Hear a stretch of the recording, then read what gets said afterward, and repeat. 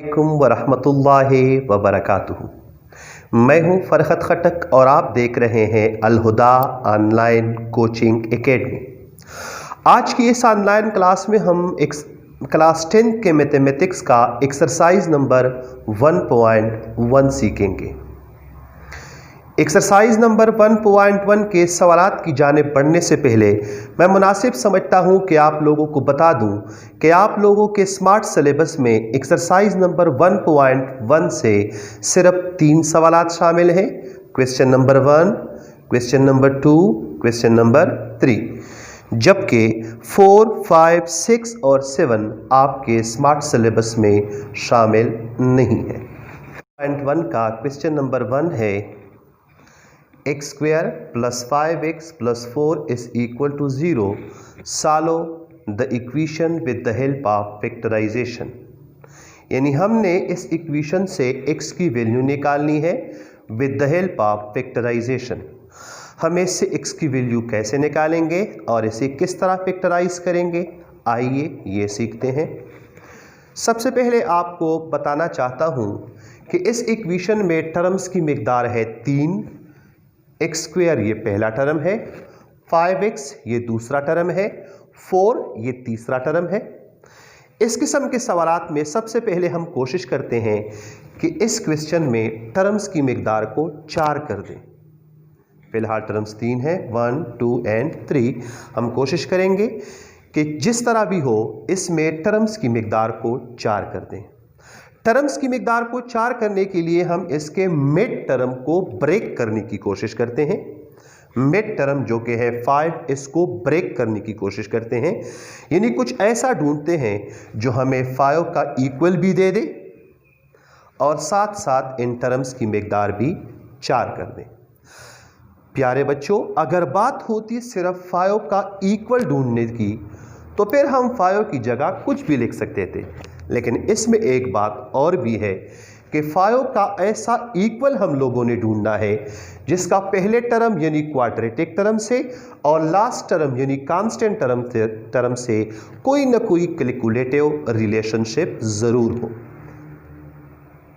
तो अब हम 5 को किस तरह ब्रेक करेंगे, ये अमल काफ़ी इंटरेस्टिंग है। काफ़ी गौर से देखें इस अमल को। अगर आप समझ ना पाए तो वीडियो को रिवर्स करके इस अमल को एक बार फिर देखें, क्योंकि ये अमल काफ़ी इंटरेस्टिंग है और काफ़ी इम्पॉर्टेंट है। ये आपका बेसिक कंसेप्ट है। इसी पर आपने मज़ीद 5 सवालात भी हल करने हैं। तो बढ़ते हैं अपने सवाल की जानिब। हम किस तरह 5 को ब्रेक करेंगे, इसके लिए हम 3 स्टेप लेते हैं। स्टेप नंबर 1 में हम क्वाड्रेटिक टर्म के कोफिशिएंट जो कि इस वक्त है 1, उसको लास्ट टर्म से मल्टीप्लाइड करेंगे। 1 को 4 से मल्टीप्लाइड किया, हमारे पास जवाब आया 4। इसको रफ में लिख लेते हैं। 5 को ब्रेक करने के लिए दूसरा स्टेप हम लेंगे लास्ट सिंबल जो कि है प्लस, इसको भी रफ में लिख लेते हैं। और आखिरी इस 5 को भी हम रफ में लिख लेते हैं। अब सारा फोकस यहां नहीं, यहां दीजिए। जैसे मैंने पहले आपको बताया, हम ये तीनों स्टेप इसलिए ले रहे हैं कि 5 को ब्रेक कर सके। अब इस 4 को हम यहां पर क्यों लेके आए हैं? 2 ऐसे हिस्से ढूंढते हैं जिसको आपस में मल्टीप्लाइड करके हमारे पास 4 आंसर आए, और उनमें से वो पेयर हम सेलेक्ट करेंगे जिनको 8 करके हमारे पास 5 आंसर आए। एक बार फिर देखें, 2 ऐसे हिस्से ढूंढने हैं जिनको आपस में मल्टीप्लाइड करके हमारे पास 4 आंसर आए। अगर हम उन 2 पेयर को आपस में 8 करें तो हमें 5 का इक्वल दे दे, तो वो हिस्से हम सेलेक्ट करेंगे और उसे हम इस इक्वेशन में लेके आएंगे। सबसे पहले हम वो सारे हिस्से लिख देते हैं जिनको मल्टीप्लाइड करके हमारे पास आंसर 4 आता है, यानी 1 multiplied by 4 is equal to 4, 2 multiplied by 2 is equal to 4। ये 2 पेयर यानी 1 मल्टीप्लाइड बाई 4 ये भी हमें 4 का इक्वल दे रहे हैं, 2 मल्टीप्लाइड बाई 4 ये भी हमें 4 का इक्वल दे रहे हैं। लेकिन हमें गरज 4 से नहीं है, हमें गरज है 5 से। हमने इसमें से वो पेयर सेलेक्ट करना है जिनको हम अगर आपस में ऐड करें, जो लास्ट सिंबल हम यहां से ले गए थे वो भी बहुत इंपॉर्टेंट है, जिसको हम ऐड करें और उसका जवाब हमारे पास 5 आए। अगर यही बात है तो ये प्रोडक्ट हमारे काम आ सकता है। यानी हम ऐसा लिख सकते हैं कि 4 + 1 = 5। बात समझ में आई बच्चों? अब ऐसा करते हैं कि 5 की जगह लिख लेते हैं 4 + 1। तो हमारा ये इक्वेशन यू बन जाएगा कि x² प्लस 5 की जगह हमने लिखा 4 + 1। 5 मल्टीप्लाइड हो रहा था x से, अब 4 + 1 मल्टीप्लाइड होगा x से, बात एक ही है, +4 = 0। अगर आप गौर करें तो यहां पर हमने सिर्फ 5 की जगह लिख लिया 4 + 1। अब ऐसा करते हैं कि इस 4 और 1 को इस इक्वेशन के टर्म्स में शामिल कर लेते हैं, यानी 4 को भी मल्टीप्लाइड कर लेते हैं x से, +1 को भी मल्टीप्लाइड कर लेते हैं x से। तो हमारे पास जवाब आएगा कि x² + 4x, 1 को x से मल्टीप्लाइड किया 1x + 4 = 0। अगर आप क्वेश्चन को गौर से देख ले तो हमने कामयाबी हासिल कर ली है, यानी हमने टर्म्स की मिकदार 4 कर दी है। अब टर्म्स गिन लें, term number 1, term number 2, term number 3, term number 4। अब इससे आगे का फैक्टराइजेशन हमने 9th में सीखा था। अब इन 4 टर्म्स के पेयर बनाते हैं। x² + 4x ये हमारे पास एक अलग पेयर हो गया, 1x + 4 ये हमारे पास एक अलग पेयर हो गया। इस पेयर से अलग कॉमन लेते हैं, इस पेयर से अलग कॉमन लेते हैं। x² और 4x में कॉमन है x, हमने इससे x को कॉमन लिया।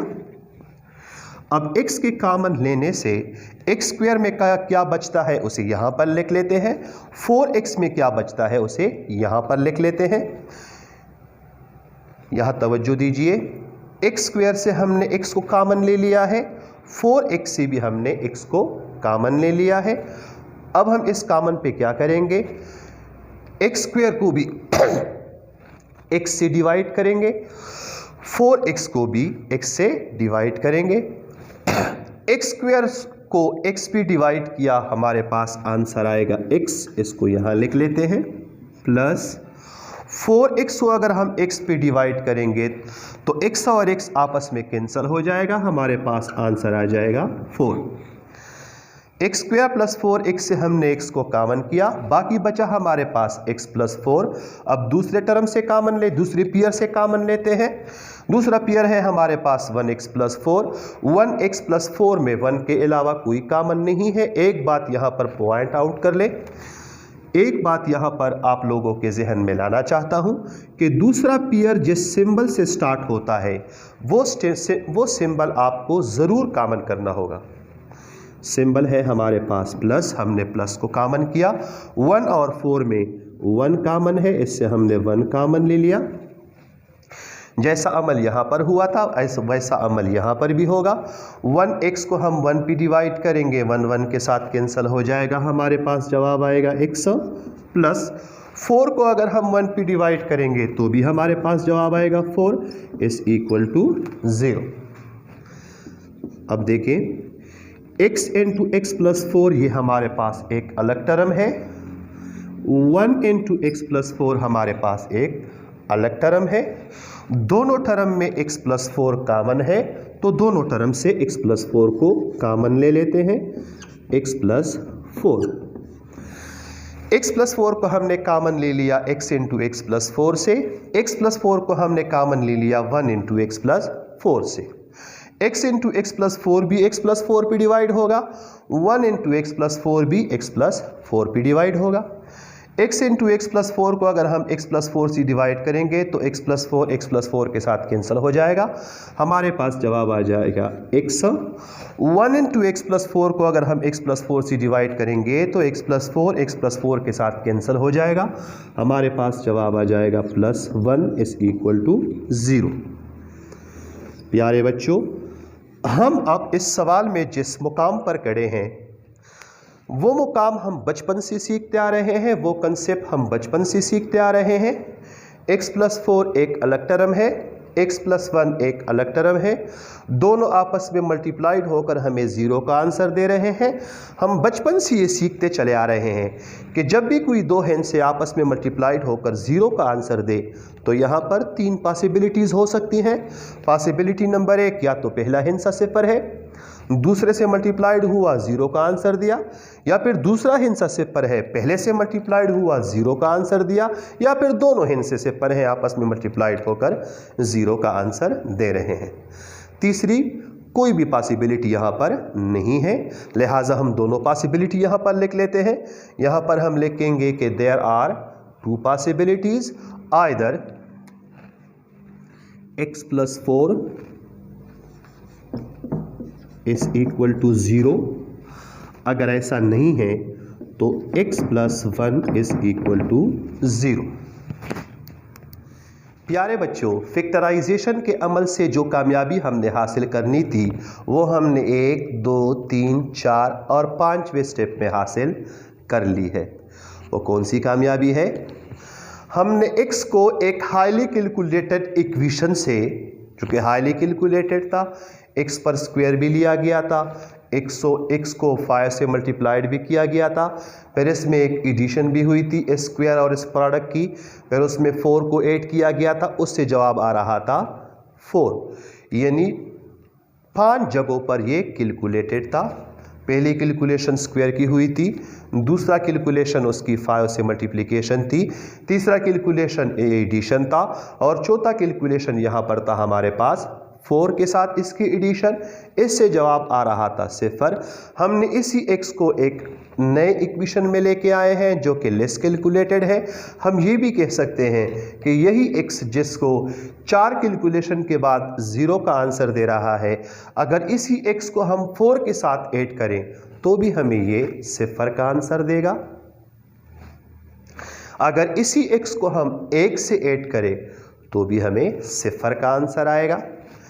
इससे x की वैल्यू बाआसानी नहीं निकल सकती, जबकि हम इससे x की वैल्यू बाआसानी निकाल सकते हैं। यहाँ पर हम लिख लेते हैं कि if x+4 is equal to 0, subtracting 4 from both side, x+4, यहाँ से 4 को सब्ट्रैक्ट किया, 0 से भी 4 को सब्ट्रैक्ट किया, 4 और 4 आपस में कैंसिल हो जाएंगे, x will be is equal to 0 minus 4 is equal to -4। तो इस इक्वेशन में x की एक वैल्यू है -4। अगर ऐसा नहीं है तो यहाँ से हम x की वैल्यू निकाल लेते हैं। x+1 is equal to 0, subtracting 1 from both side, x+1 -1 is equal to 0, -1 +1 -1 आपस में कैंसिल हो गए, x इज इक्वल टू -1। तो इस इक्वेशन में x की वैल्यू या तो -4 है या x की वैल्यू -1 है।